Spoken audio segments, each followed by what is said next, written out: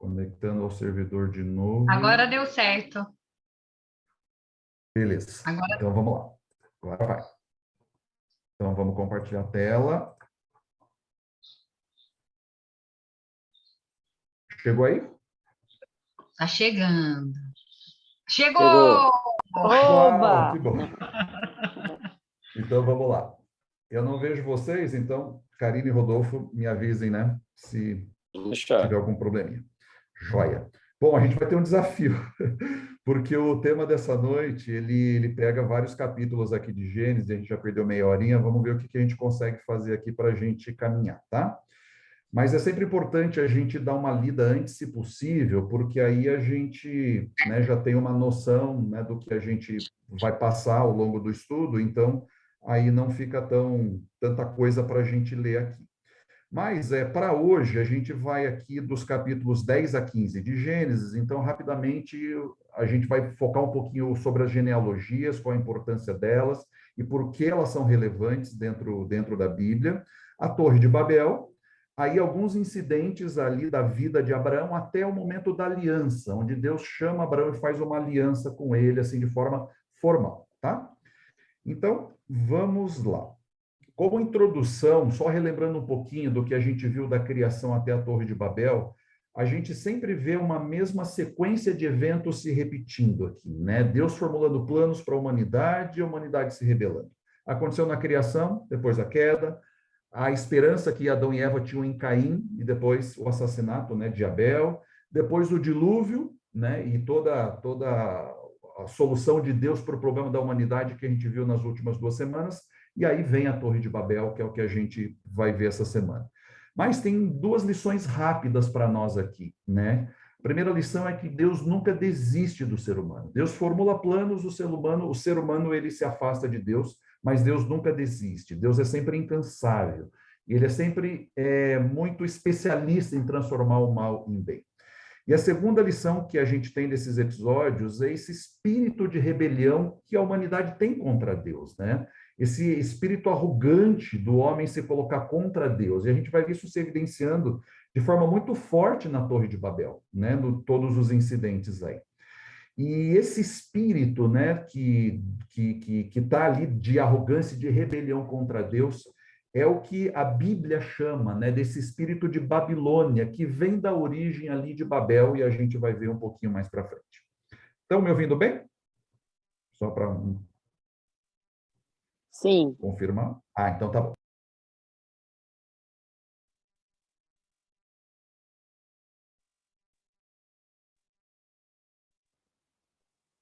Só porque eu falei sim, ele sumiu, cadê? Estão me ouvindo? O Zu deu uma travadinha, mas voltou. Bom, então tá bom. Vamos lá. Qualquer coisa vocês avisem, tá? Se sumiu o som, Karine e Rodolfo podem mandar aqui no grupo também. Bom, qual que é a importância... Sua tela. Oi? Não tá vendo a tela? Sua tela compartilhada. Tinha caído a sua conexão, agora tem que compartilhar de novo. Ah, então, peraí. É porque para mim ela... Ah, que coisa, vamos lá. Vamos lá. Compartilhando, chegou? Chegou. Beleza. Chegou. Vamos lá, vamos ver. Vai dar certo, gente, vai dar certo. Mas qual que é a importância da genealogia em Gênesis, então? Isso é muito interessante para a gente entender algumas coisas que vêm para frente. Olhando 2 exemplos aqui de onde a Bíblia traz uma relação das genealogias, tanto em Gênesis 5 quanto em Gênesis 11, a gente sempre vê uma fórmula, né? Então, alguém viveu uma quantidade de anos, gerou um filho, e depois que gerou esse filho, esse alguém viveu por tantos anos, né? Aqui um caso de Adão, caso de Sete, lá no capítulo 11 é a mesma coisa, né? Falando sobre Sem, depois o filho de Sem, Arfaxade. O que a gente vê aqui? Né? Uma mesma fórmula. A idade em que o patriarca teve o descendente, então ele viveu, por exemplo, Adão 130 anos, gerou o seu filho, que é Sete, e depois diz o número de anos que ele viveu depois disso.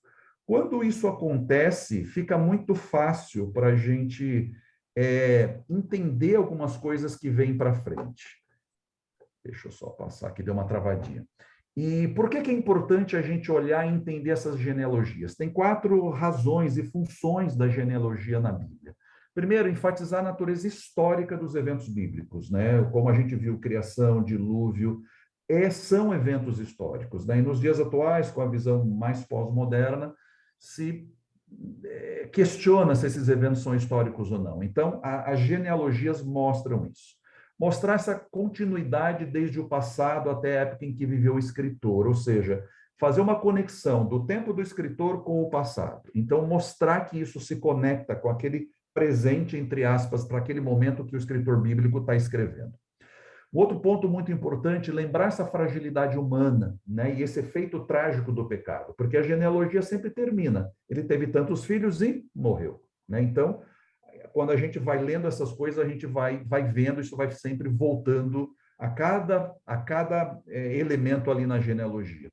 E mostrar, por último, que os patriarcas eles tiveram acesso direto a essas testemunhas que tiveram lembranças pessoais desses eventos antigos. E é bem interessante quando a gente olha, né, e por conta daquela fórmula, né, de viveu tantos anos e teve o seu próximo filho, e depois viveu, né, mais tantos anos e morreu, olha que legal, como dá para definir e para a gente criar exatamente uma árvore genealógica. Essa daqui é de Adão até Abraão.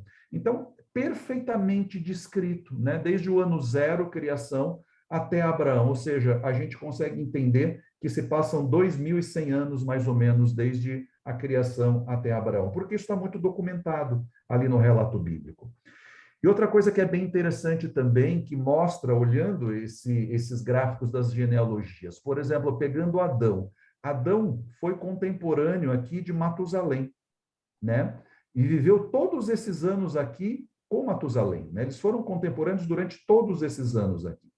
Matusalém, por sua vez, foi contemporâneo de Sem e viveu todos esses anos aqui, né, junto ali, ou na mesma região, na mesma comunidade com Sem. E Sem também foi contemporâneo de Abraão, né? Então, a gente, pulando da criação até Abraão, para onde a gente vai agora, a gente percebe que essa história, esse relato, ele passa por 4 gerações.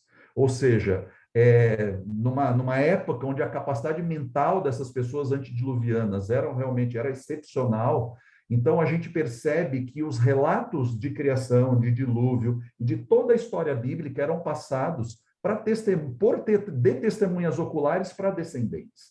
Então, mas 2.000 anos, as coisas se perderam nesse período. Não, são 2.000 anos, mas apenas 4 gerações, né, chegando até Abraão.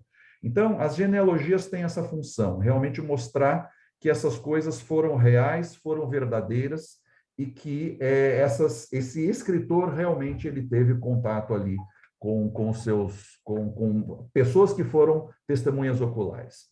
Outro ponto interessante, e olhando isso tudo, a gente consegue traçar esses elos ao longo da história. Aquele slide anterior a gente viu de Adão até Abraão, mas se a gente for olhar as outras, né, os outros relatos de genealogia, a gente consegue chegar até Moisés. E, na verdade, partindo de Moisés, a gente chega até onde? Até Jesus. Né? Jesus vem para Judá aqui, né? Não é esse ramo da genealogia, mas vai por Judá, e aí a gente chega até Jesus. Né? Qual que é o objetivo, então? Mostrar que a história está encadeada, que é uma história real, que são histórias reais, o que a Bíblia traz são narrativas reais, e que a gente, pela construção das genealogias e pelo encadeamento delas, a gente consegue sair de Adão e chegar até Jesus. E é interessante que, se a gente for lá para os evangelhos, até a gente tem Mateus de Adão até Jesus, e a gente tem Lucas o contrário, né? De Jesus voltando até Adão. Então, isso é muito interessante, dá para a gente ir resgatando essas coisas, né? Parece que é uma leitura meio enfadonha, né? Ler essas coisas todas, mas, na verdade, tem uma importância histórica aqui por trás. E é interessante que, até a partir dessas coisas, dessas genealogias e desses estudos, se produzem esses materiais. Por exemplo, esse Wall Chart of World History, que eu tenho um desses aqui em casa, que ele vai até a década de 80, mais ou menos. Então, são várias folhas que elas são, né, dobradas, e quando você abre, fica ali tipo 5 metros de páginas de folhas, que você sai desde Adão, que é esse raminho primeiro aqui, aí depois 7, vai, né? E todos os descendentes, chega até o dilúvio, depois vai lá mais para frente, chega até Jesus, e vai. chega até a história atual, né? E chega até a história do Brasil atual e o que estava acontecendo no mundo naquele momento. Quer dizer, é uma das formas de resgatar toda a historicidade da Bíblia e mostrar que realmente esses fatos são importantes e são reais. Bom, vamos caminhar agora, vamos entrar na Torre de Babel, né? Agora na história, na narrativa da própria Torre de Babel. Deixa eu só ver se eu tenho... Não tenho o verso bíblico aqui, mas a gente pode acompanhar na Bíblia. Quem tem a sua Bíblia aí, a gente abre em Gênesis 11, de versos 1 a 9, e a gente vai ver rapidinho essa descrição da Torre de Babel, só para a gente trazer alguns elementos aqui. Alguém pode ler para a gente, por favor? Gênesis 11, de 1 a 9.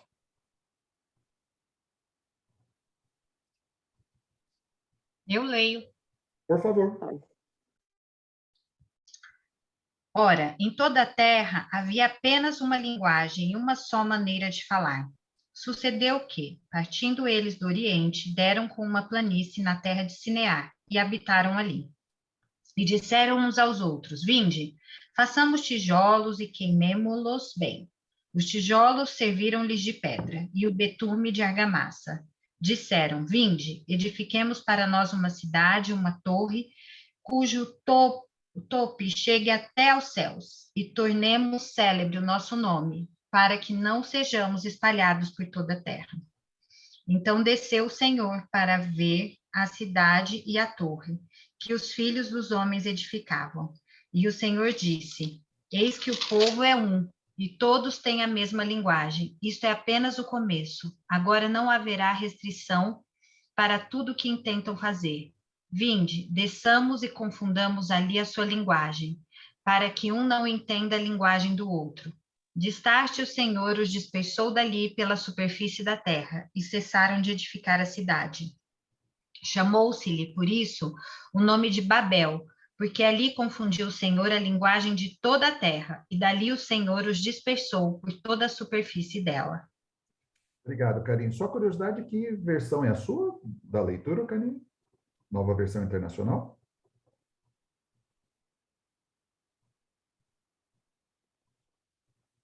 Desculpa, eu estou falando meia hora, eu estou no mute.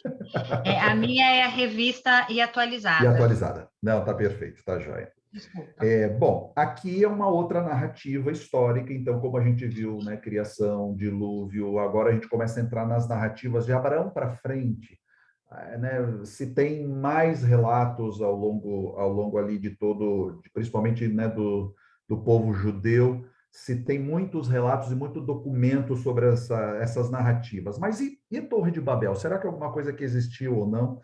E aí está a pergunta, né? Tem raízes históricas e arqueológicas a Torre de Babel? O próprio relato bíblico indica quem foi o fundador de Babel, né? Se a gente voltar lá no capítulo 10, verso 10, que é um outro conjunto de genealogias, a gente vai ver que Nimrod foi o fundador da Torre de Babel, né? Ou da cidade. Na verdade, a torre, a gente vai ver mais para frente, a torre era, na verdade, um monumento construído numa cidade, numa região ali ao longo do território mesopotâmico. E o nome dado à cidade, que é Babel, né? A Bíblia, lá no capítulo 10 disso, foi fundador da cidade Babel, é o resumo da sua história e das lições que ela ensina, né? Babel vem lá do acadiano Babi-Ilu, que significa porta dos deuses ou portal dos deuses. E é interessante que, até pelo que aconteceu, né, a gente viu que Deus confunde a língua deles ali para espalhar o povo. No hebraico, a palavra usada é Balal, que significa confundir.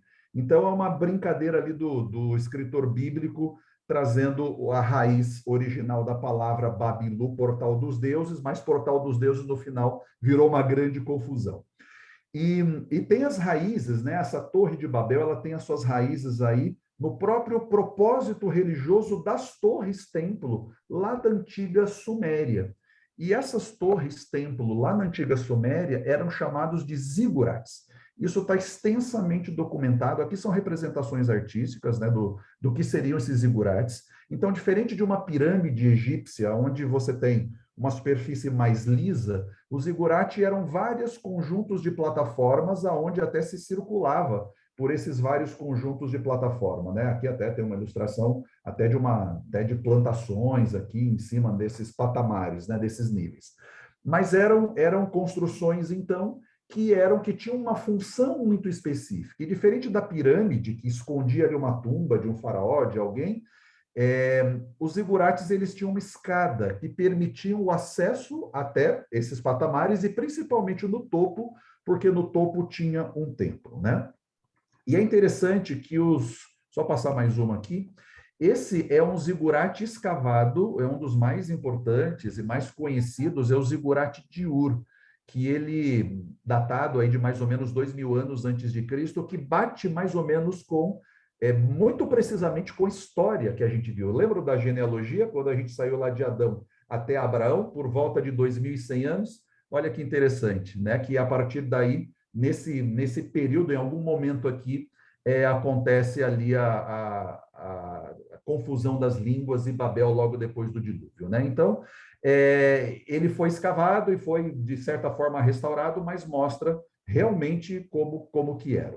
E o interessante é que tem um detalhe no relato bíblico que a gente leu, que diz que eles montaram, que o zigurate, a Torre de Babel, ela foi montada com tijolos e betume. E quando eles escavam, e aqui os zigurates encontram essas construções, eles descobrem que realmente é betume com argamassa que foi usada para a construção do zigurate, batendo exatamente com o que a Bíblia diz. E é por isso, olhando o que foi escavado e olhando o relato bíblico, que se conclui que, de fato, a Torre de Babel era um zigurate, né? Porque o relato bíblico apresenta esses materiais. E não uma torre, como a gente, né, acha ou convencionalmente acha. E é interessante que os zigurates eram construções religiosas, tanto dos sumérios, dos babilônicos, dos assírios, e todos aqueles povos, né, mesopotâmicos que habitavam ali naquela região. E esses templos gigantescos aqui, eles tinham essa ideia religiosa muito atrelado a eles, né? Era essa ligação entre o mundo físico e o mundo espiritual. Eram verdadeiros portais para o homem se aproximar dos deuses. E os historiadores acreditam aí que após a fim da civilização sumeriana, mais ou menos 2000 a.C., o número desses deuses pagãos, né, que existiam nessas cidades-estados da região chegava a mais ou menos 5.000 deuses. Então, cada região, cada local fazia uma cidade e tinha um zigurate ali dentro. Então, pegando essas cidades todas, aí os historiadores chegam a esse número de mais ou menos 5.000 deuses. Quando a gente for olhar a história de Abraão, por que Deus pede para que Abraão saia da sua região e vá para um outro lugar? Porque aonde ele vivia, que era essa região mesopotâmica, realmente estava florescendo demais esse culto pagão e toda essa influência politeísta e pagã. Então, por isso, Deus precisava tirar Abraão lá da região de Ur. Mais um ponto aqui do relato que a gente leu, uma outra raiz histórica que mostra que a Torre de Babel realmente é um fato histórico, está aí nessa confusão de línguas em outras tradições, né? Então, se a gente pegar desde os povos maias, os toltecas, os índios lá do Arizona e esses povos do lago Nagami aqui da África, eles têm relatos que falam de alguma coisa de confusão de línguas. Por exemplo, lá no registro dos maias tem uma declaração que diz assim: aqui as línguas das tribos mudaram, sua fala ficou diferente. Nossa língua era uma quando partimos de Tulã, aí esquecemos nossa falha, né? Olha que interessante. Nos toltecas tem uma lenda atribuída a eles que diz que depois dos homens terem se multiplicado, depois de haver uma grande inundação, olha o link com o dilúvio, eles erigiram um alto zucuali, ou torre, que são essas construções aqui, para se preservarem no caso de um segundo dilúvio. Contudo, as línguas foram confundidas e eles foram para diferentes partes da terra, né? Índios no Arizona também, e por aí vai. Ou seja, a gente olhando as origens aqui, sempre tem narrativas, assim como o Rodolfo falou na semana passada, né? Tem as narrativas do dilúvio em vários desses povos antigos, a mesma coisa tem narrativas de confusão de línguas, narrativas de dispersão desse povo. Uma outra raiz histórica que mostra, que traz evidências, né, sobre esse fato da Torre de Babel ter existido mesmo, é a própria origem monogênica dos idiomas, né, uma palavrinha aí técnica. Tem estudiosos que estudam, né, de onde será que as línguas que são faladas hoje, elas vêm de uma origem comum. E aí esses estudiosos dividem aí os idiomas em famílias, em grandes grupos, onde todos os componentes descendem, ou né, se tenta chegar numa descendência de uma mesma língua ancestral, formando aí uma árvore né, evolutiva dessas línguas. E um exemplo, eles fazem várias classificações, só peguei um exemplo aqui para a gente olhar. Por exemplo, a palavra Deus, dentro de um conjunto de línguas ditas ou classificadas como românticas, em português é Deus, em italiano é Dio, em espanhol é Dios, em francês é Dio. Não sei se essa pronúncia é correta, mas enfim. Em idiomas né, de origem saxão, é o inglês God, o alemão Gott, o sueco Gut. Né? E os idiomas semitas, Deus, El, Al, Alá e Lu, Il. Ou seja, aí eles traçam essas coisas todas, e tem dois grandes pesquisadores aqui, a gente não vai entrar nesses detalhes, mas eles tentam né, formar essa origem individual, essa origem de onde vieram todas as línguas aí. Né? Então, é bem interessante que essa origem de todos os idiomas a partir de uma língua mãe, de um ancestral comum, é bem, né, não dá para dizer que isso né, acontece, porque qual é essa língua? Essa é a grande pergunta, mas quando se traçam essas árvores, se vê muitos pontos de convergência ali, e isso é mais uma evidência que reforça realmente o dilúvio, né? A questão da Torre de Babel e essa confusão pela dispersão das línguas. Mas uma pergunta que surge para a gente, depois de a gente ler o relato bíblico da Torre de Babel, qual era o verdadeiro espírito por trás do projeto, né? O povo resolve construir uma torre, e tinha 3 grandes objetivos ali, essa construção da torre. Primeiro, chegar aos céus, né? A Bíblia claramente diz isso, que era garantir a segurança dessa população, no caso de outro dilúvio, e esse chegar aos céus, além dessa segurança que está implícita no texto, mas está muito claro no texto, é se usurpar o lugar do próprio Deus Criador, né? Então, trazendo o zigurate como um portal que une a terra ao céu, essas pessoas queriam chegar ao céu, né? Para realmente usurpar o lugar de Deus ali. Da onde a gente tira isso? Até das próprias expressões usadas, né? Lá no verso 26, lá num dos versos do relato do capítulo 9, a gente vê, façamos tijolos, edifiquemos. Da onde a gente lembra disso? Façamos. Lá do relato da criação, né? Então, o escritor bíblico aqui está trazendo o espírito por trás desse projeto, trazendo uma mesma declaração de Deus. É o esforço humano que tenta substituir Deus, né? Aquele velho desejo de ser semelhante ao Altíssimo, que a gente viu lá quando a gente estudou a queda, que começa no céu, né, com Lúcifer, depois no Éden com Eva, né, querendo ser como Deus, e pós o dilúvio, aqui na Torre de Babel, o mesmo espírito, né? A humanidade se unindo arrogantemente num projeto contra Deus, com a intenção de manipular a Deus pela vontade humana. Deus já tinha dito, o mundo não vai mais ser destruído por águas, né? O arco-íris, a aliança com Noé, era exatamente para isso, né? Para mostrar isso. Mas o povo realmente se esquece disso. Então, o primeiro objetivo, o espírito por trás, primeiro desejo deles era realmente chegar aos céus. O segundo objetivo deles, com a construção da torre, era tornar célebre o próprio nome. Essa é uma expressão, tornar célebre o próprio nome, não dá tempo de a gente ler, mas se a gente fosse para Isaías 63, versos 12 e 14, a gente vai ver que na Bíblia, esse tornar célebre o próprio nome é uma expressão que se destina exclusivamente a Deus. Ou seja, aqui está um reflexo da arrogância e do orgulho humano, né? A torre sendo edificada para exaltação própria, para perpetuação da fama dos seus construtores por todas as gerações futuras. E um terceiro objetivo, ali por trás desse projeto, era não serem espalhados por toda a terra. Lembrando lá da bênção original de Deus para Adão e Eva e também para Noé, o que Deus disse para eles? Multiplicai-vos e enchei a terra. Tanto para Adão e Eva quanto para Noé, depois do dilúvio. Ou seja, era o desígnio de Deus, antes e depois do pecado, que a humanidade se dispersasse pela terra, para que povoassem a terra. Só que, em oposição a Deus, os construtores de Babel resolvem conservar unida a sua comunidade para fundar uma monarquia que finalmente aí ia abranger a terra inteira, né? Assim, essa cidade se tornaria uma metrópole de um império universal e sua glória, né? Aqui de volta de novo, né? Para celebrar o próprio nome, a sua glória imporia admiração e homenagem ao mundo e tornaria ilustres os seus fundadores. Resumindo tudo isso, a Torre de Babel representa o quê? uma desobediência aberta do ser humano contra Deus e um desafio às ordens de Deus. Só que Deus não fica passivo a essa situação toda. O verso 5 diz: então o Senhor desce para ver a torre. E aqui tem uma ironia do verso bíblico, né? Embora os homens estivessem subindo para tentar alcançar o céu, Deus teve que descer até eles. Mas aqui tem uma lição muito bonita desse relato, né? Que é o envolvimento de Deus com a humanidade, sempre tentando salvar. Mesmo quando o ser humano está em rebelião contra ele, Deus desce, Deus busca o ser humano. Deus sempre desce para chegar ao pecador rebelde para demonstrar a sua graça misericordiosa.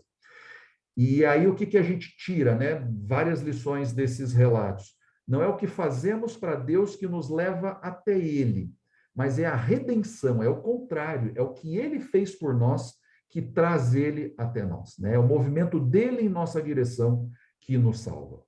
E por 2 vezes aí o texto menciona Deus descendo, né? Tanto no verso 5 quanto no verso 7, o que indica aí que ele realmente se importava com o que estava acontecendo ali, né? Então, Deus descendo até a humanidade. Ao longo do nosso estudo, como a gente agora começa a entrar muito fortemente nas narrativas, né? A gente vai sempre ver algumas lições que a gente vai tirando dessas narrativas que são para o nosso dia a dia. Então, o que Deus faz? Deus, então, interrompe o projeto para resgatar o seu plano original, que era ter um povo, né, pelo qual o Messias viesse ao mundo. Deus queria acabar aí com a profunda união deles, que levariam um estado cada vez mais decaído e a um afastamento cada vez maior do plano da salvação. Então, Deus vem, confunde os idiomas para pôr fim a essa questão da união e eles se manterem juntos ali. E pela essa dificuldade deles se entenderem, porque agora as línguas foram confundidas, torna-se então necessário que esse povo se espalhe por toda a superfície da terra, exatamente aquilo que eles não queriam que acontecesse, né? Só que agora tinha uma dificuldade. Eles teriam que se espalhar por toda a superfície da terra, só que com idiomas diferentes. Eles não podiam se entender pela confusão dos idiomas. Mas Deus vai guiando a história de tal forma para impedir essa completa rebelião humana. Deus sabia que esse era um plano que não daria certo. Então, Torre de Babel, rapidamente é isso. Alguma pergunta aqui, antes de a gente sair da Torre de Babel e entrar em Abraão?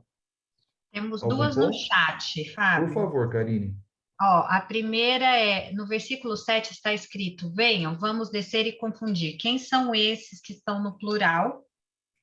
E a segunda pergunta, que é um pouco antes do dilúvio, né, mas que tem a ver com a genealogia. Consta que o dilúvio abrangeu toda a terra. A genealogia, a partir de Sem, Cão e Jafé, não deveria fazer referência aos demais povos da terra? Sim. Bom, vamos pegar a primeira. Então, é a mesma coisa lá do capítulo 1 de Gênesis. Façamos o homem à nossa imagem. Aqui é a Deus sendo identificado com aquela palavra plural, mostrando mais de um, né? Então, Deus realmente como um ser triuno. Então, é o Deus, a trindade envolvida aqui nessa questão humana. E a outra pergunta, e realmente é Fábio, isso. posso só falar um negócio? Claro. Olha que interessante, né? Esse texto, o hebraico, a gente sempre fala que ele é muito econômico, mas ele diz muito. Então, o povo falava: vinde, façamos tijolos, vinde, edifiquemos. Subimos, né? Estamos subindo uma torre, Deus desceu para ver, se aproximar, né? Fazer contato, e depois fala: vinde. Então, tem o vinde do povo, né? Que fala: vinde, façamos tijolos, vinde, edifiquemos, e depois tem o vinde dos que estão descendo, né? Mostrando justamente também a referência à Trindade, mas também no sentido de que é Deus também tendo o controle, a direção de toda a situação, né? Exatamente, Karine. Deus, o ser humano se rebela com um plano contrário, em franca oposição a Deus, mas Deus, ele desce, né? A Trindade, a divindade desce e reorganiza as coisas para que o seu plano fosse cumprido mesmo. Qual que era a segunda pergunta mesmo? A dos povos, né? E realmente, se a gente olhar nesses atlas aqui, nesse exemplo que eu mostrei das genealogias, a gente começa a ver mesmo, né? E a própria Bíblia dá a região onde os filhos de Noé, eles habitaram. Então, se você der um Google e procurar, né, os filhos de Noé, regiões, dá para ver claramente aonde cada um ficou, né, em que parte cada um ficou. Então, a gente vê os descendentes de Sem nessa região mesopotâmica, que mais mais central, ali perto de onde é Jerusalém hoje, né? Mas mais para cima. Os filhos de Cão, ali aonde é a Palestina hoje, indo para o norte da África, e os filhos de Jafé, já nessa parte mais superior, ali numa Europa mais nórdica ali, e depois descendo, né? Mas eles queriam se concentrar nesse início, nessa região central do globo. E aí, depois da confusão das línguas, aí realmente há um espalhamento, né? E se crê que realmente, aí, por exemplo, os povos mais distantes, chineses, né? Realmente são povos que surgiram dessa dispersão e aí foram para regiões bem longe mesmo, tá? Podemos Fábio, seguir? só complementando, aí perguntou, né? Mas e as Américas e a Ásia? Se puder voltar aquele PowerPoint do seu pequeno livro de 5 metros, que eu passei um final de semana inteiro estudando, eu chamei a Silvana para vir aqui em casa só para ver. Olha ele aqui, ó. Esse daí. Eu e o Daniel, a gente cobiça esse livro. Aliás, cunhado, você tem que comprar 2 aí, hein? Esse Boa. livro aqui, ele é muito interessante, porque na época que a gente estava estudando isso, no trimestre passado, eu acho, não sei se é trimestre passado, agora estou perdida, eu estava estudando números, junto com Gênesis. E na hora que eu estava estudando números, era um livro que eu sempre tive muita preguiça de estudar na Bíblia, porque tem muita São genealogia, muitos números. muitos números, e falando. Na hora que eu vi esse Atlas e comparei com o estudo de números, tem muita informação falando dos povos, para onde eles estavam. Então, eu consegui fazer gráficos pessoais mostrando justamente esse espalhamento do povo, né?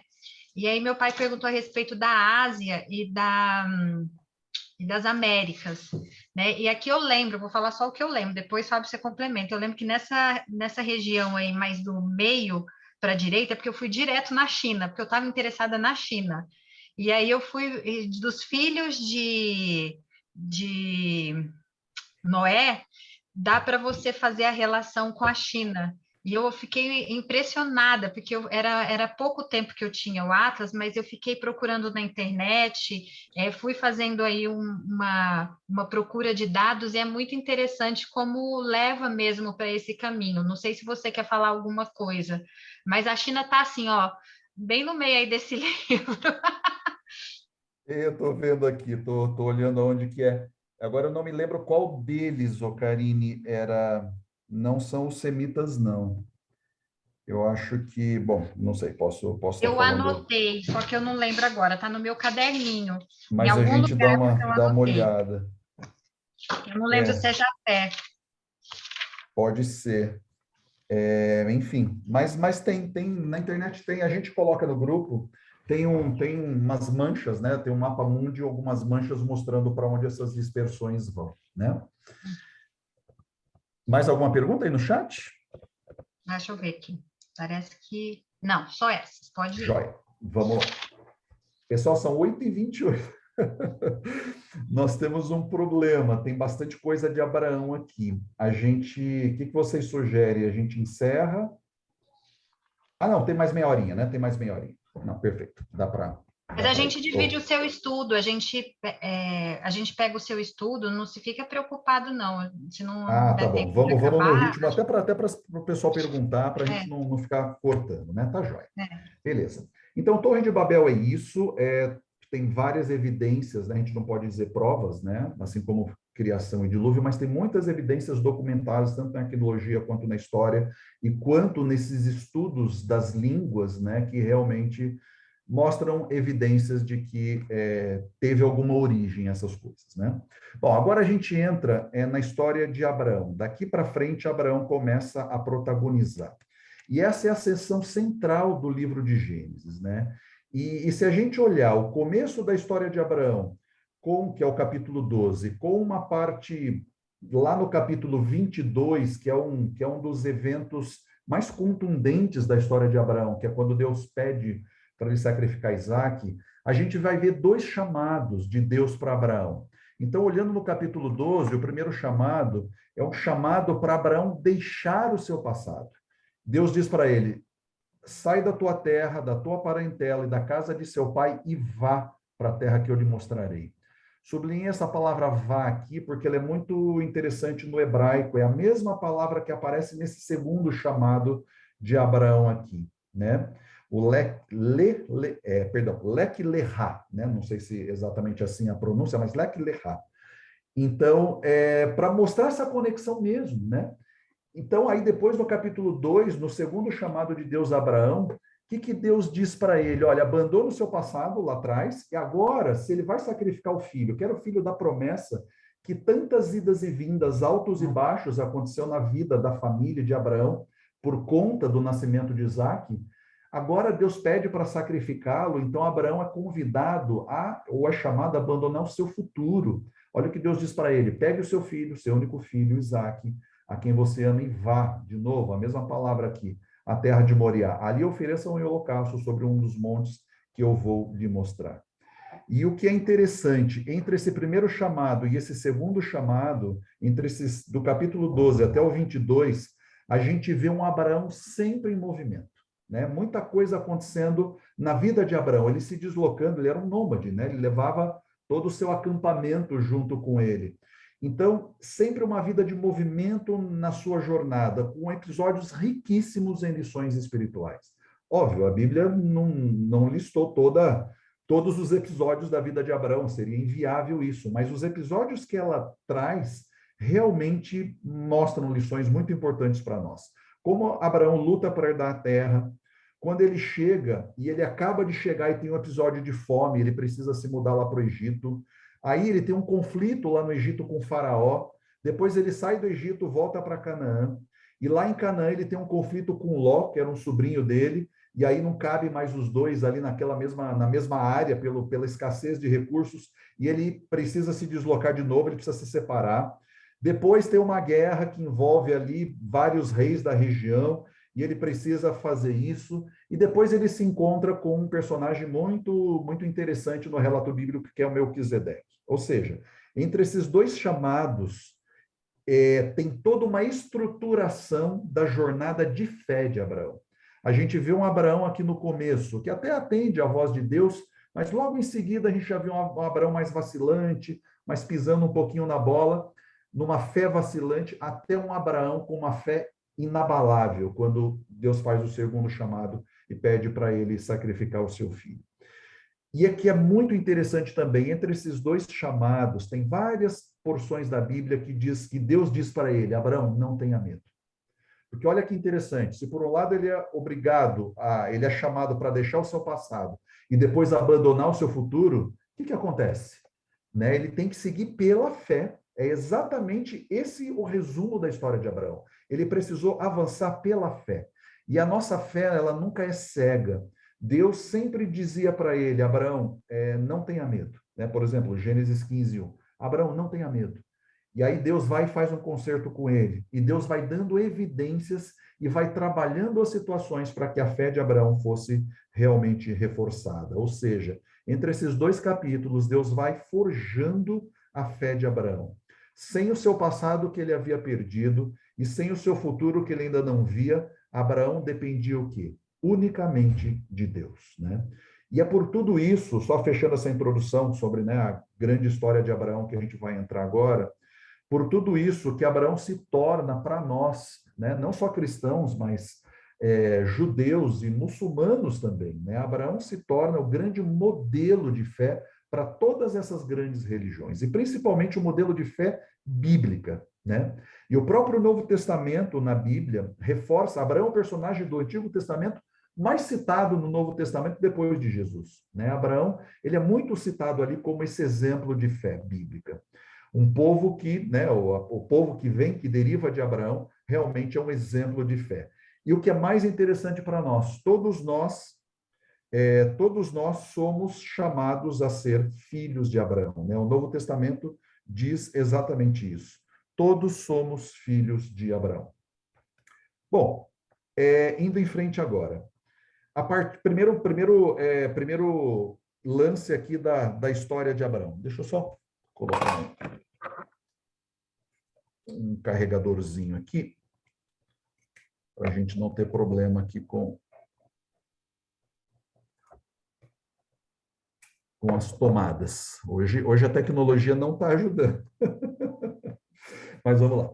Primeiro lance aí da vida de Abraão. Então, capítulo 12, dos versos 1 a 9. A partida de Ur. É interessante que, no contexto, a última vez que Deus havia falado com alguém, com quem foi? Lá com Noé, pelo menos do que está relatado na Bíblia, depois do dilúvio, para fazer aquela aliança com ele. Mas depois vem, na Bíblia, aparece Deus chamando Abraão. Deus se conectando com Abraão, na verdade, né? Ele vai ter o nome modificado, mas nesse momento da história é Abrão, né? Com um A só. E aí a gente vê lá no capítulo 12, versos 1 e 2, a gente lê assim: o Senhor disse a Abrão: sai da tua terra, da tua parentela e da casa de seu pai e vá para a terra que eu lhe mostrarei. Farei de você uma grande nação e o abençoarei e engrandecerei o seu nome. Se tu uma bênção, seja uma bênção. Abençoarei aqueles que o abençoarem e amaldiçoarei aquele que o amaldiçoar. Em você serão benditas todas as famílias da terra. E aqui é interessante a gente ver aonde Abraão estava e para onde ele foi. Essa é a região de Ur dos Caldeus. Então, aqui, toda aquela região do rio Eufrates, né, a civilização mesopotâmica, ela se desenvolve principalmente em torno aqui do grande rio Eufrates, aqui no Crescente Fértil, e Ur é essa cidadezinha aqui quase próxima aqui ao mar inferior, né? Então, aqui é onde Abraão vivia. Depois, na verdade, o pai de Abraão toma Ló, seu sobrinho, e eles se dirigem, fazem todo esse trajeto e param em Harã. Então, Gênesis 12 mostra isso. E depois de Harã, ele faz a descida e chega até a região aqui de Canaã, né? A região aqui de Siquém, por aqui, né? Depois vai ter o relato que ele vai para o Egito, depois ele volta, mas aqui é a terra onde Deus realmente estava chamando. Então, se a gente olhar aqui, praticamente de Ur até Canaã, praticamente aí uns 1.500 quilômetros, né, de jornada. E aí, quando Deus faz esse chamado para Abraão, tem essas três características aqui. Primeiro, Abraão é chamado a deixar ou abandonar as suas raízes aqui nessa região. Lembra quando a gente viu ali os zigurates? Então, as cidades-estados aqui mesopotâmicas, e principalmente do Império Sumério, cada cidade tinha, né, o seu zigurate e os seus deuses e toda a sua religião ali. Mais ou menos 5.000 deuses nessa região. Então, Deus precisava tirar, né? Abraão, você precisa abandonar suas raízes politeísticas aqui, apesar de Abraão ser um adorador do Deus vivo, mas a influência da região e da sociedade aqui seria muito difícil para ele. Então, Abraão é convidado a deixar, e Deus iria trazê-lo para um outro lugar.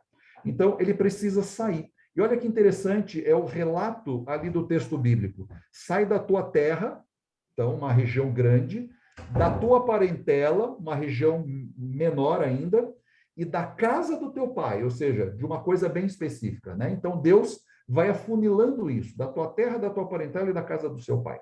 E Abraão devia deixar tudo para trás, né? A fim dele ir para a terra que Deus mostraria. Ou seja, isso significa romper com todo o seu passado, né?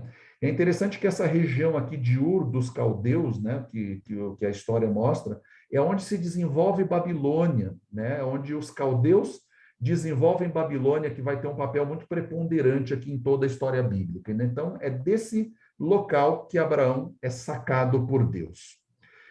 E a segunda característica desse chamado de Deus, além de ele abandonar suas raízes, ele tem que deixar a si mesmo, né? Não apenas deixar o seu passado, mas abrir mão do seu futuro, né? Vai para onde? Para uma terra que eu vou te mostrar, Abraão. Vai caminhando. Então, ele precisa renunciar parte de si mesmo que estava conectada ali a essa região de Babilônia, né? Ou seja, toda essa renúncia era para ir a uma terra que Deus iria lhe mostrar. E a terceira característica do chamado de Deus para Abraão é para que ele fosse uma bênção e realmente salvação para todo mundo. Por meio de Abraão, Deus chama Abraão para comunicar um conhecimento de si mesmo, Deus, para Abraão, para que através de Abraão ele pudesse levar salvação a toda a terra, né? Em ti serão benditas todas as nações. Aqui é do ponto de vista espiritual, a salvação iria ser espalhada ou levada por meio da descendência de Abraão a todo o mundo. E essa intenção de Deus se cumpre mais amplamente, não no descendente imediato de Abraão, Isaque, mas no descendente Cristo, né? E aqui é uma clara conexão lá com Gênesis 3. onde Deus diz, olha, o descendente da mulher, né, volta de novo a promessa, através do descendente da mulher viria a salvação. Então, quando Deus chama Abraão, Deus está reforçando isso. Através de um descendente da humanidade virá o Messias, o Salvador do mundo. Bom, então, essa é a primeiro lance ali da história de Abraão a partir de Ur. O segundo lance que acontece aqui, no capítulo 12, dos versos 10 ao 20, é a tentação no Egito. O que aconteceu aqui, né? Relembrando a história. Abraão obedece ao chamado de Deus, sai de Ur, passa um tempo em Harã, agora ele está em Canaã, na região ali do Negueb. Mas parece que o plano de Deus não estava funcionando muito para Abraão. Olha o que diz o verso 10 do capítulo 12. Havia fome naquela terra. Assim, Abraão foi para o Egito, para ali ficar, porque era grande a fome na terra. Ou seja, tinha uma fome terrível assolando a terra, e Abraão provavelmente estava se perguntando se era aquele lugar que Deus o mandou, né? Sai, faz uma viagem tão longa dessas para ficar num lugar onde havia fome. Por que agora essa fome, Abraão poderia estar se perguntando? Agora, qual é a lição para nós hoje? O mesmo acontece com a gente nos dias de hoje. A gente se esforça para seguir os planos de Deus, fazemos as coisas com oração, e de repente as coisas começam a dar errado, né? Em vários aspectos da nossa vida. Parece que os planos de Deus estão dando errado. E ali estava Abraão exatamente nessa condição. Então ele decide fazer o que era muito comum para os habitantes ali da região de Canaã, né? Ali na região da Palestina hoje, nos tempos de fome. Lembrando que ali a água é escassa. Só que tem um lugar ali perto que a água acontece em abundância. Que lugar é esse? O Egito. Por isso que Abraão desce para o Egito, onde a água era abundante, ou seja, a probabilidade de ter um suprimento de alimentação, de alimento, seria muito melhor, muito maior. Mas qual era o problema de ir para o Egito? Aqui que está o ponto para nós. O problema foi que a decisão não veio de Deus. A gente vê Deus pedindo para Abraão se movimentar? Não. A decisão não veio de Deus, mas veio do próprio Abraão. Ele deixa a terra prometida por si mesmo, por sua própria vontade. E olhando tudo o que aconteceu lá no Egito, a sua estadia no Egito mostra uma certa decadência espiritual de Abraão. Antes ele confia em Deus, depois ele se comporta ali como alguém meio manipulando, não dizendo que Sara era sua mulher, com medo, meio antiético, né? Contando uma meia-verdade, porque Sara era uma meia-irmã dele, tentando manipular a situação, porque ele achava, né, que Faraó podia assassiná-lo para tomar Sara como esposa, e ele ocultando, né, esse fato de que Sara era sua esposa, real, verdadeira.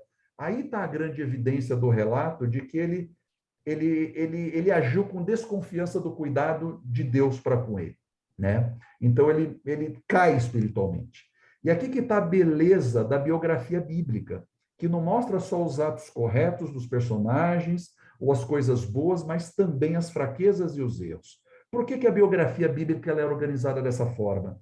Para mostrar justamente a graça e a misericórdia de Deus, né? Deus demonstra que ele pode fazer muito na vida do ser humano. Ainda que um grande homem cometa erros, né, como Abraão, né, que a gente sabe, a própria Bíblia o descreve como pai da fé, mesmo ele cometendo erros, ele não é abandonado por Deus. E esse Abrão, né, que age por conta própria, que mente e se afasta do plano de Deus, depois, ao longo da sua vida, quando ele vai dia a dia se permitindo que Deus atue na sua própria vida, Deus o eleva aí ao status de pai da fé, né? E essa é a grande lição para nós. O que Deus pode fazer na minha e na sua vida, né? Se ele fez isso na vida de Abraão. Então, esse relato do Egito mostra muito isso. De novo, né? Aquela fórmula bíblica, o ser humano tomando conta da situação ou pegando a situação nas suas mãos e tentando dar uma solução humana. Não foi Deus que pediu para ele parar ali na região de Canaã? Por que ele precisou descer para o Egito?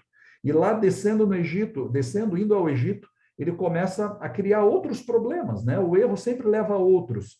Então ele precisou mentir, ele precisou, quase ele corre o risco de ele ficar sem Sara. Deus precisou intervir de forma sobrenatural, informando a Faraó que ela era esposa de Abraão, e aí Faraó libera Abraão, né? Então isso mostra realmente esses detalhes quando o ser humano tenta buscar por si mesmo as soluções.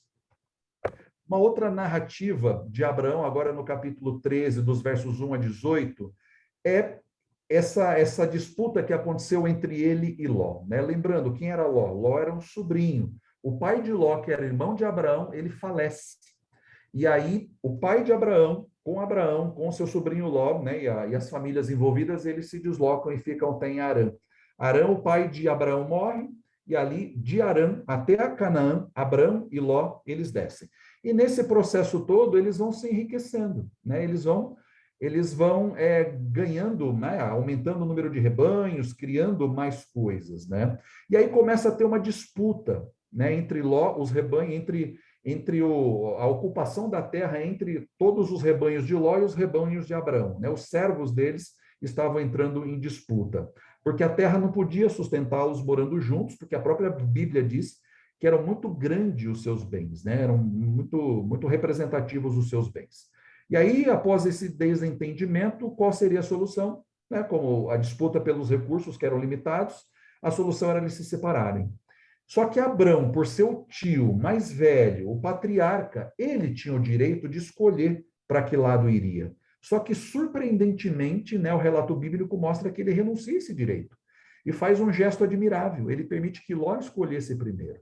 E aqui a gente vê, né, agora o caráter de Abraão como um homem generoso, um homem bondoso, um indicativo do que Deus estava fazendo no seu caráter, né? Por isso que a Bíblia vai colocando essas narrativas. Teve uma falha, né, uma desconfiança de Deus quando ele vai para o Egito, mas na volta Deus vai trabalhando com ele, e agora nesse evento com Ló, a gente vai vendo que ele está crescendo do ponto de vista de maturidade espiritual. Só que nas atitudes que se seguem, fica evidenciado um grande contraste entre o caráter de Abraão e o caráter de Ló. Olha só que interessante. Como era Ló? Como era o caráter de Ló? Dominado pela ambição e pelo egoísmo, escolheu o lado mais próximo. Ou seja, ele olha, né, e essa imagem mostra bem isso, e ele prefere ficar ali nas planícies bem irrigadas, onde estavam as cidades de Sodoma e Gomorra. As planícies eram irrigadas. E o fato de Ló ter feito essa má escolha, sem se preocupar com a maldade ali dos seus futuros vizinhos, revela a sua ganância e o seu caráter, né? E essa má escolha teve consequências bem terríveis que depois a gente vai ver ali no relato, né? Em Gênesis 13, por exemplo. Diz lá, no capítulo 13, verso 13, ora, os moradores de Sodoma eram maus e grandes pecadores contra o Senhor. Depois Ló tem uma série de consequências por essa má escolha. E essa decisão errada atraiu mal, né, para a vida de Ló, e no capítulo 19 a gente vai ver a destruição de Sodoma e Gomorra. Mas como era o caráter de Abraão? Um homem que busca tomar decisões agora, nesse momento da sua vida, em absoluta harmonia com o caráter de Deus, então ele foi generoso e altruísta. A sua mudança foi um ato de fé, e ele sabia. Por que Abraão sabia disso? Por que Abraão permite que Ló escolhesse primeiro? Porque ele sabia que a terra era um dom de Deus. Essa questão da disputa da terra é um elemento chave aqui nas narrativas bíblicas aqui dessa fase de Abraão. A terra era um dom de Deus. Deus iria dar a terra para ele. Deus disse várias vezes isso, reafirmando essas promessas para ele. Por isso que ele não quis escolher, né? Ele preferiu esperar no Senhor. Qual é a lição para nós hoje? De novo, muitas vezes a gente se deixa iludir aí por aparentes vantagens, como no caso de Ló. A gente não quer perder oportunidades aparentemente boas e para isso estamos dispostos a nos desviarmos do plano de Deus e daquilo que Deus pede. E aí a gente justifica, entre aspas, pequenos desvios com bons argumentos. Só que tem uma grande lição nessa história. A bênção só é bênção na vida daquele que segue a Deus quando a bênção vem do Senhor e quando ela está de acordo aí com os propósitos do Senhor. Então, esse é mais um evento, um incidente ali na vida de Abraão. Depois tem um outro relato aqui, prosseguindo na história de Abraão, essa guerra de 4 reis contra 5, que aparece aí no capítulo 14, versos 1 a 17. Qual é o contexto dessa guerra? Interessante que essa guerra é a primeira guerra registrada na Bíblia, ou narrada pelas Escrituras. Era a coalizão de 4 exércitos da Mesopotâmia e da Pérsia contra uma outra coalizão de 5 exércitos cananeus, incluindo os reis aí de Sodoma e Gomorra. E qual era o objeto da guerra? De novo, né, a conquista da terra tem um papel preponderante aqui.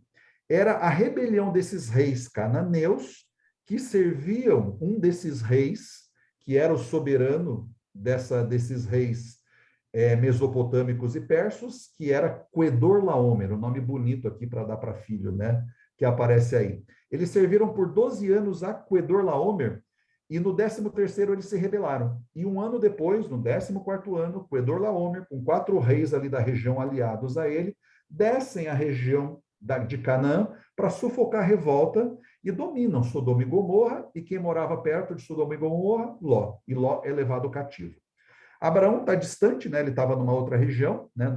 Não tá envolvido nessa disputa, mas alguém escapa ali e informa a Abraão de que Ló, seu sobrinho, tinha sido levado cativo. E naquela época, o que as pessoas faziam? Eles levavam as populações cativas e todo o despojo junto com eles, né? Então, era uma catástrofe ali do ponto de vista humanitário, né?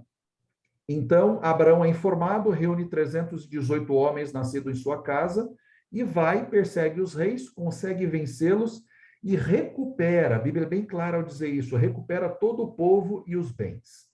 Agora, quais as lições espirituais por trás aqui dessa história?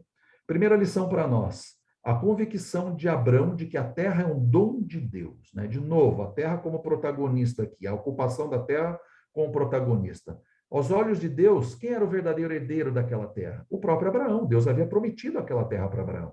Ele era o verdadeiro herdeiro daquela terra. Mas Abraão não se envolve com a convicção de que a terra é um presente de Deus.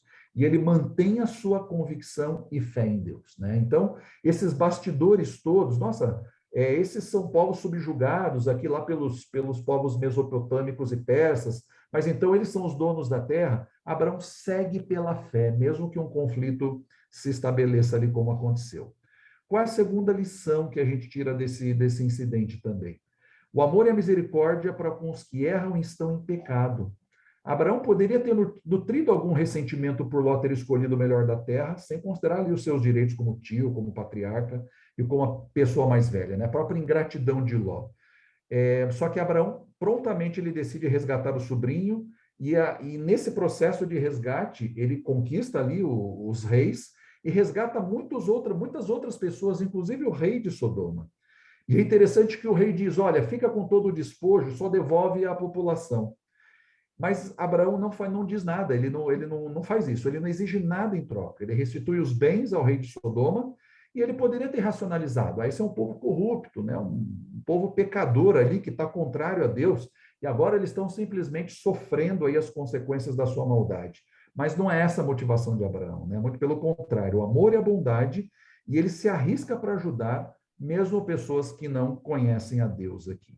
E qual é o resultado da atitude de Abraão? O nome de Deus foi muito exaltado na região. E aí está a lição para nós também, mais uma, né? Quando nós demonstramos amor, mesmo que seja por grandes pecadores, a gente dá um grande testemunho em favor de Deus e da verdade. E aí, mais uma história, uma narrativa aqui de Abraão nesse momento, né? Entre os dois chamados aqui. Agora entra no relato bíblico um personagem muito interessante, que é Melquisedeque. Isso aí está lá nos versos 18 a 24.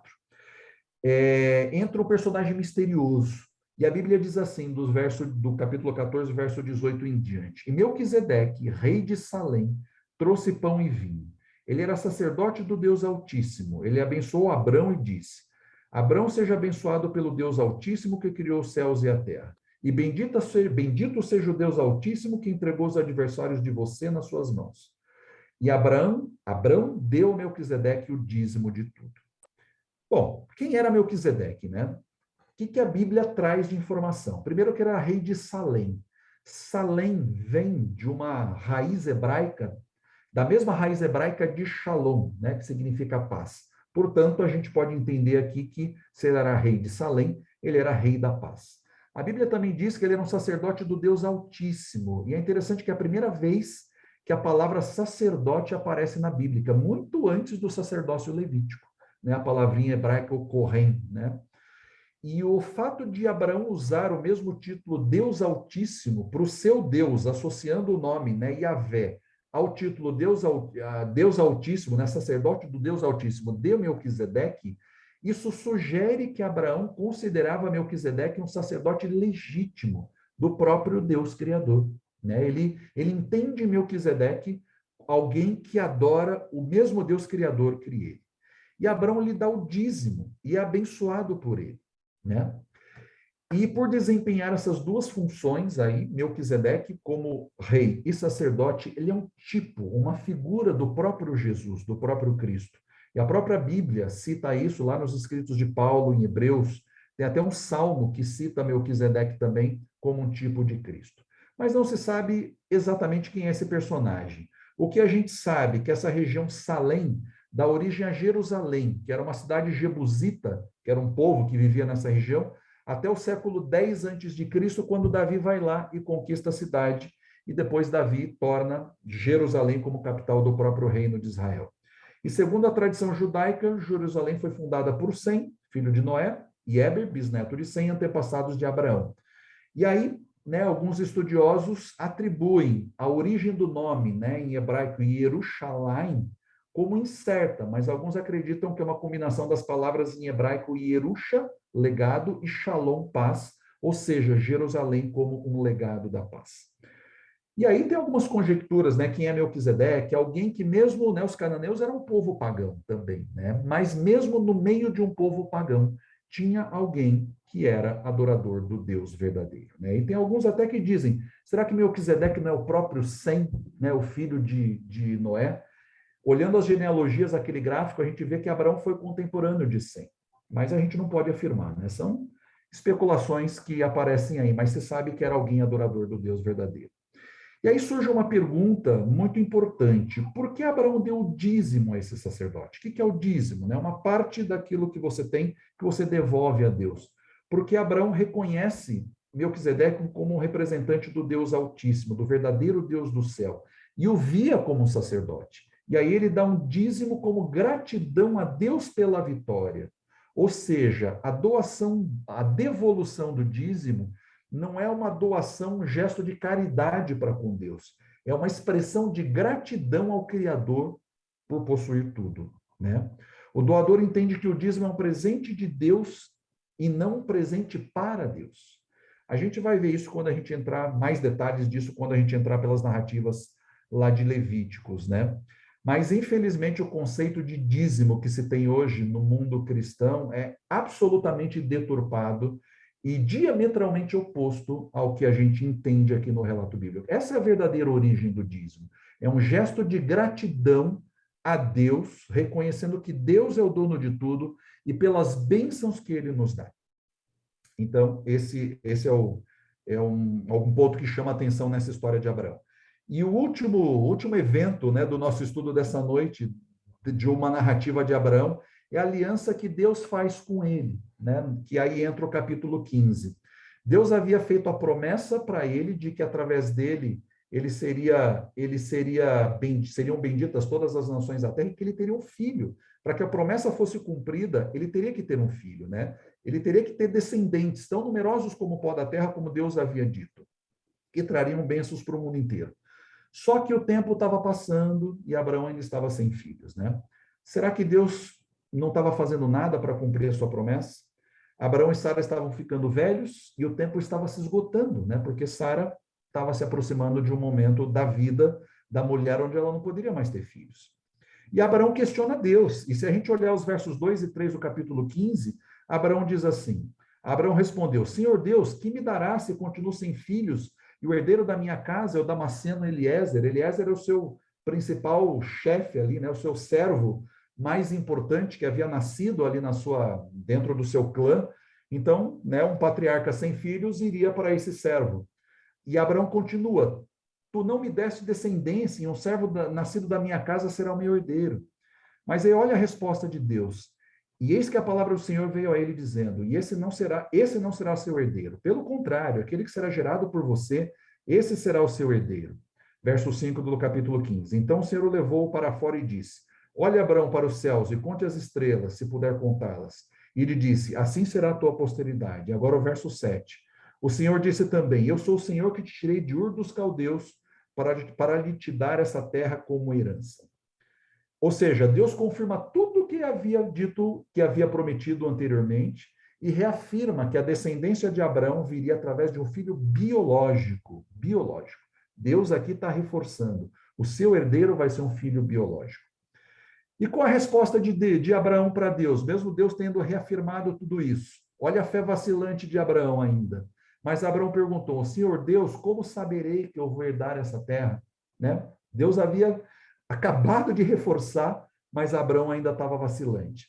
E aí entra o relato dos versos 9 a 21 do capítulo 15, que é a aliança que Deus faz com Abraão. Né?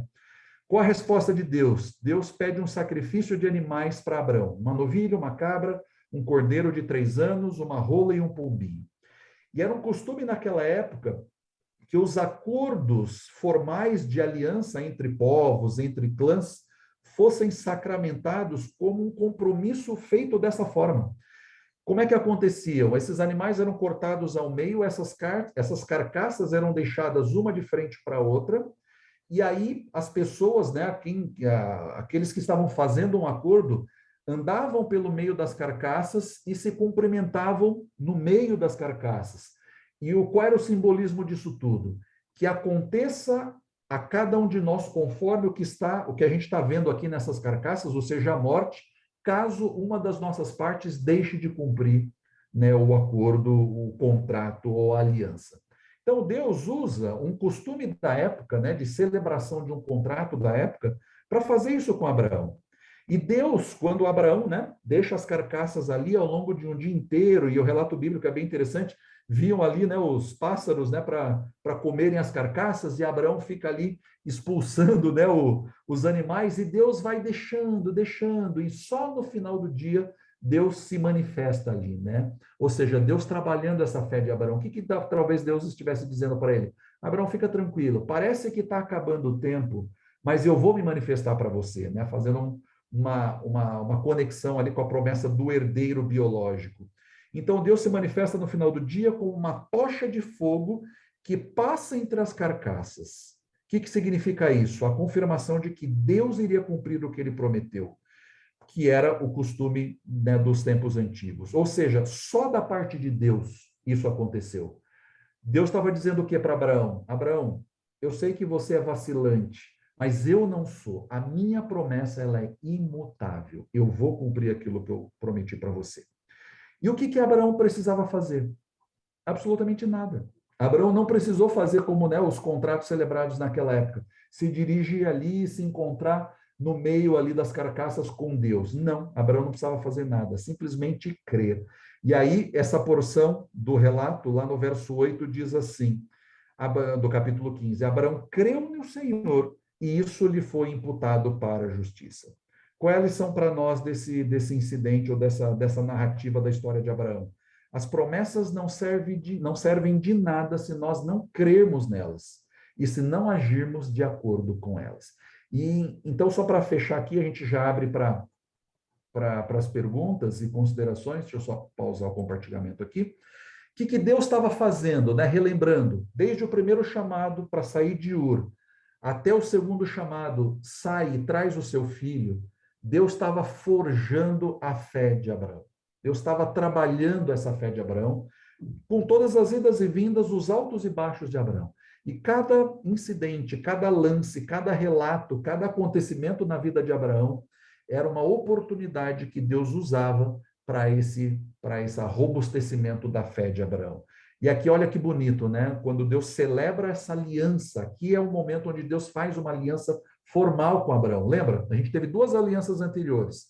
A aliança de Deus com Adão, a aliança de Deus com Noé, e agora Deus vem e celebra formalmente a aliança dele, Deus, com Abraão. A gente vai ver outras alianças que vão vir mais para frente, mas é Deus se comprometendo. E o que é bonito para nós seres humanos, né? Olha os altos e baixos, só em alguns lances da vida de Abraão. Deus não espera, Deus não formaliza a sua aliança esperando isso de nós. Ele sabe que a gente vai ter os nossos altos e baixos, mas ele nos orienta, ele mostra qual é o caminho, mas ele não nos abandona e está sempre nos buscando. E aí, só para finalizar, Abraão creu no Senhor e isso lhe foi atribuído para a justiça, ou seja, a nossa justiça vem pela fé naquilo que Deus vai fazer. Esse é um grande contexto de toda a salvação na Bíblia. A justiça não é nossa. A gente é volúvel como Abraão. mas a nossa fé pode sim se robustecendo ao longo da nossa jornada, desde que nós, em contraste com Babel, façamos o oposto, que não busquemos os nossos planos sendo colocados em oposição a Deus ou busquemos os nossos próprios caminhos, mas busquemos os caminhos que são os de Deus, e mesmo que a gente precisa caminhar muitas vezes pela fé. Muitas vezes, quando eu não enxergo a saída, a lógica me mostra uma coisa completamente diferente. Abraão sai lá de Ur e chega num lugar que tinha seca. Senhor, que lógica tem isso? Mas eu preciso confiar, porque são nesses lances de exercício de fé que Deus vai robustecer a nossa plena confiança nele. E é isso que nos é atribuído com justiça. A nossa fé no que Deus pode fazer, que se manifesta na sua plenitude no que Jesus fez por nós na cruz. Algum ponto foi meio corridinho aí, porque a gente perdeu uns bons minutos no começo, mas algum ponto, algum comentário, alguma dúvida? Karine, Rodolfo, se tiver alguma coisa de vocês também. Eu queria perguntar se quando ele leva Ló, se era para ter levado, né? Porque era para ele ir embora. Não sei se isso chega a ser uma desobediência dele também. Acredito que não, Fabiola, porque, na verdade, isso é uma coisa bem interessante que você está falando. Se a gente olhar o relato, a gente vai ver que quem sai de Ur e vai até Harã é o pai de Abraão, com Abraão e suas famílias, e Ló. Porque o pai de Ló havia morrido, né, antes dessa jornada. E depois Terá, que era o pai de Abraão, ele morre em Harã, ele não desce até Canaã. Então, eu acho que por Ló, né, não ter pai, naquela situação, né, onde o patriarcado, os clãs eram muito importantes do ponto de vista até de sobrevivência, eu acho que não, Fabiola. Eu acho que realmente Deus chama e quem foi junto está de acordo com o plano dele. Eu queria pontuar, Fábio, que o que você falou hoje dava-se uma tese de 4 anos de história. Agora a gente começa a andar rápido, né? Porque são muitos capítulos, então, por isso que é importante se quem conseguir realmente ler antes, porque a gente só vai conseguir pensar realmente aqui o que são as lições para nós, né? Isso é bem importante. Por isso que nem em vários momentos, olha, isso é lição para nós, isso é lição para nós, porque a Bíblia é para isso. Por que essas narrativas estão ali? Porque elas têm inúmeras lições para nós, né? Para o nosso dia a dia, para a nossa vida, né? Alguém tem mais pergunta?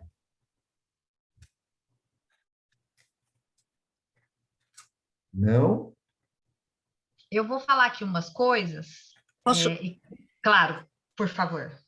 Desculpa, cara.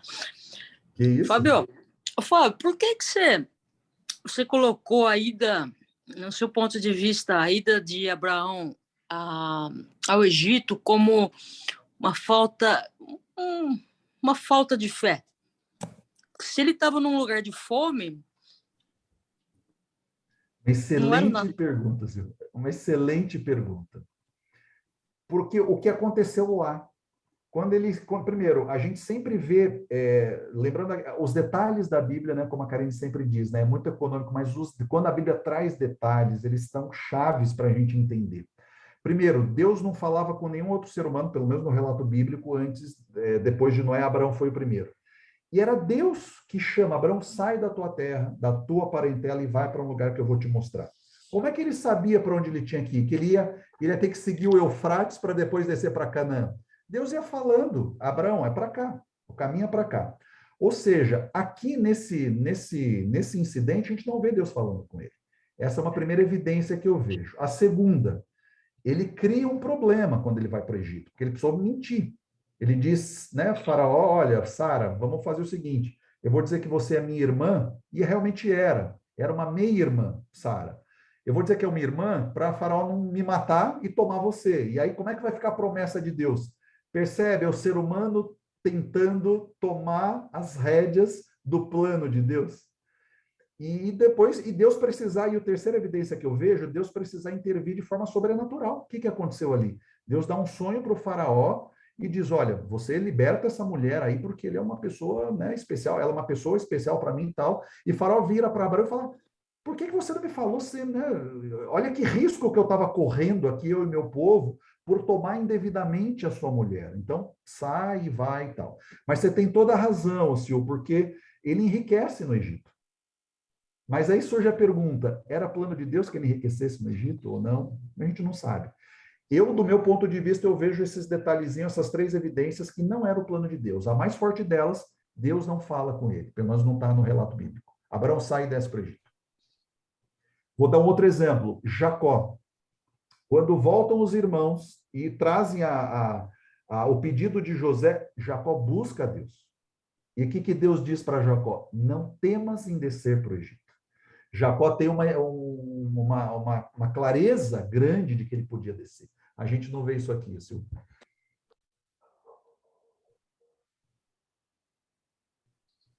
Alguém mais tem pergunta? Aproveita. É muito para pensar, né, Fábio?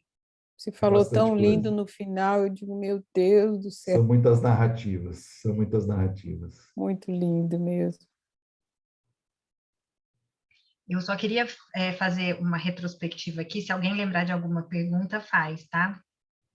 Assim, eu acho que o assunto é muito vasto, então vocês vão ter, acho que, dúvidas.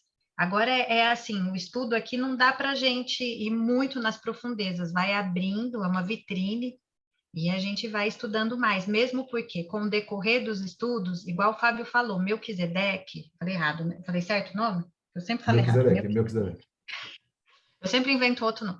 Melquisedeque, ele só vai falar dele aqui na Bíblia, assim, tipo, ele aparece do nada, entra aqui, e depois só vai ter citação dele em alguns versículos, muito poucos, mas só falou de Melquisedeque aqui, mas ele é usado como exemplo em outros versículos, né? Então, assim, a questão do loop, de voltar, a Bíblia tem isso que ela vai se explicando, a gente vai tecendo os sentidos, e até a história de Abraão vai ficando mais clara para a gente quando a gente vai avançando nas outras histórias, né? Então, para também, assim, talvez não fiquem agoniados se não entenderam tudo, se acompanharam tudo, porque a história é cheia de detalhes, mas isso vai ficando mais claro no decorrer das outras histórias. Eu só queria pontuar, e aí se alguém tiver alguma dúvida com o que eu falar, talvez faça sentido. A gente fala muito a palavra aliança, né? Essa semana, minha filha trouxe uma coisa aqui em casa que me fez pensar muito em aliança. Ela estava com problema de amizade. Ela entrou na adolescência, então ela está com problema de amizade. Ela chegou para mim e falou assim, eu não consigo dividir atenção, porque eu quero dar atenção para todas as minhas amigas, e eu não consigo. E eu estou sofrendo muito, porque se eu não der atenção, elas vão deixar de ser minha amiga. E aí eu fui conversando com ela, explicando que não, que uma relação é um toma lá de cá, né? Assim, não é só você dando, você recebe, você espera, você tem essa relação, né? E Deus, que é um Deus de amor, e para ter amor implica em relação, ele vai propor alianças, que são formas dele se relacionar com a gente. Eu acho isso lindo. E na hora que eu estava conversando com a Filipa sobre isso, eu dei o exemplo. Eu falei assim, Deus trabalha com a gente assim, dessa forma, Pipa. Tudo na vida não é você dando, a gente troca, é uma relação, e a gente tem direitos e deveres. E eu estava explicando para ela também a questão de amizades boas e amizades ruins, né? Que eu estava explicando que ela tinha direito, tinha dever nas amizades, assim como as amigas. As amigas não podiam rebaixar ela, porque ela chegou para mim relatando que também estava sofrendo bullying. Então, eu fui explicar para ela a questão de direitos e deveres numa relação. E usei a aliança de Deus para falar que nos relacionamentos tem esses direitos e deveres, e toda aliança tem isso, né, com Deus. Ele deixa muito claro. E ele deixa muito claro, né? A gente vai ver isso em Êxodo, em Deuteronômio, em outras partes da Bíblia. Olha, a sua parte no acordo é crer.